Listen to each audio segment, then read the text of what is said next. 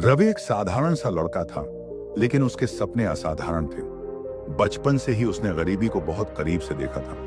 मिट्टी की दीवारों वाला छोटा सा घर, बरसात में टपकती छत और मां की आंखों में हर समय चिंता की परछाइयां, यही उसकी दुनिया थी। पिता किसान थे, मेहनती लेकिन किस्मत से हारे हुए। खेत कम थे, कर्ज ज्यादा। रवि पढ़ाई में अच्छा था। स्कूल के मास्टर जी अक्सर कहते, अगर मेहनत जारी रखी तो ये लड़का एक दिन बहुत आगे जाएगा। रवि भी यही मानता था। उसके मन में एक ही सपना था, बड़ा आदमी बनना। इतना बड़ा कि फिर कभी मां को पुराने कपड़े ना पहनने पड़े, पिता को किसी के आगे हाथ न फैलाना पड़े। समय बीता। पिता की अचानक बीमारी ने सब कुछ बदल दिया। इलाज के लिए पैसे नहीं थे। मां ने अपने गहने बेच दिए, फिर भी बचा नहीं पाए। एक रात पिता चुपचाप इस दुनिया से चले गए। उस रात रवि ने पहली बार जिंदगी को रोते हुए देखा। पिता की अर्थी के सामने खड़ा रवि बस एक ही बात सोच रहा था, मैं गरीब नहीं रहूंगा, चाहे इसके लिए मुझे कुछ भी करना पड़े। यहीं से उसके जीवन का मोड़ शुरू हुआ। सपनों की दौड़। पढ़ाई पूरी करके रवि शहर चला गया। एक छोटी सी नौकरी मिली, कम तनख्वाह, ज्यादा काम, लेकिन उसे शिकायत नहीं थी। वह दिन रात मेहनत करता। दूसरों से आगे निकलने की भूख थी उसके अंदर। धीरे धीरे तरक्की हुई। बेहतर नौकरी, अच्छा पैसा, बड़ा घर। मां अब गांव में अकेली रहती थी। रवि कभी कभी पैसे भेज देता, लेकिन फोन करने का समय नहीं मिलता। मां हर कॉल पर बस इतना कहती, बेटा खुश रहना और अपना ध्यान रखना। रवि जवाब देता, हाँ मां, सब ठीक है। लेकिन सच ये था कि रवि के पास सब कुछ था, सिवाय सुकून के। खालीपन। एक रात ऑफिस से लौटते हुए रवि ने शीशे में खुद को देखा। महंगी कार, ब्रांडेड कपड़े, लेकिन आंखों में अजीब सी थकान थी। उसने खुद से पूछा, क्या यही है वो जिंदगी जिसके लिए मैंने सब कुछ छोड़ दिया? उसी रात मां का फोन आया। आवाज कमजोर थी, बेटा अगर कभी समय मिले तो आ जाना, तबीयत ठीक नहीं रहती अब। रवि ने कहा, मां अभी बहुत काम है, अगले महीने आऊंगा। अगला महीना कभी नहीं आया। बहुत देर हो चुकी थी। एक सुबह ऑफिस में मीटिंग के बीच रवि को कॉल आया। गांव के पड़ोसी थे।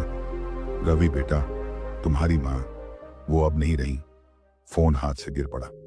शब्द खत्म हो गए, सांस रुक सी गई। रवि भागता हुआ गांव पहुंचा, लेकिन वहां सिर्फ खामोशी थी। मां की चिता की आग बुझ चुकी थी। मां जो हर दिन उसके लौटने का इंतजार करती रही। मां जिसने कभी शिकायत नहीं की, आज हमेशा के लिए चुप थी। रवि मां के कमरे में गया। वहां एक पुरानी डायरी रखी थी। डायरी खोली तो आखिरी पन्ने पर लिखा था, मेरा बेटा बहुत बड़ा आदमी बन गया है, बस अफसोस यही है कि वो अब मेरे पास बैठकर 2 पल बात नहीं करता। शायद यही उसकी मंजिल थी। रवि फूट फूट कर रो पड़ा। सच्चाई का एहसास। उस दिन रवि को पहली बार समझ आया कि जीवन का असली उद्देश्य सिर्फ पैसा नहीं होता। उसने सब कुछ पाया था, लेकिन सबसे जरूरी चीज खो दी थी, अपनों का साथ। मां की यादें उसे हर रात सोने नहीं देती थीं। कार, घर, पद सब बेकार लगने लगे। एक दिन उसने नौकरी छोड़ दी। लोगों ने कहा, पागल हो गया है क्या, इतनी बड़ी पोस्ट छोड़ दी? रवि बस मुस्कुरा दिया। नया रास्ता। रवि ने गांव लौटकर एक छोटा सा स्कूल खोल दिया, उन बच्चों के लिए जो उसकी तरह सपने तो देखते थे, लेकिन साधन नहीं थे।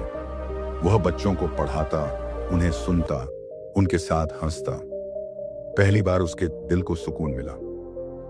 एक दिन एक बच्चे ने पूछा, सर जिंदगी का असली मतलब क्या होता है?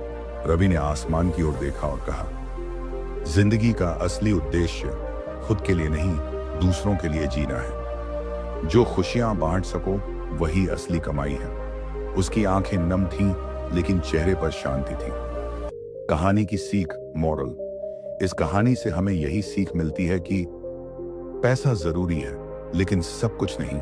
सपनों की दौड़ में अपने लोग न खो दें। सफलता वही है जिसमें सुकून और इंसानियत हो। जीवन का असली उद्देश्य ऊंचा पद नहीं, बल्कि एक सच्चा और संवेदनशील दिल है।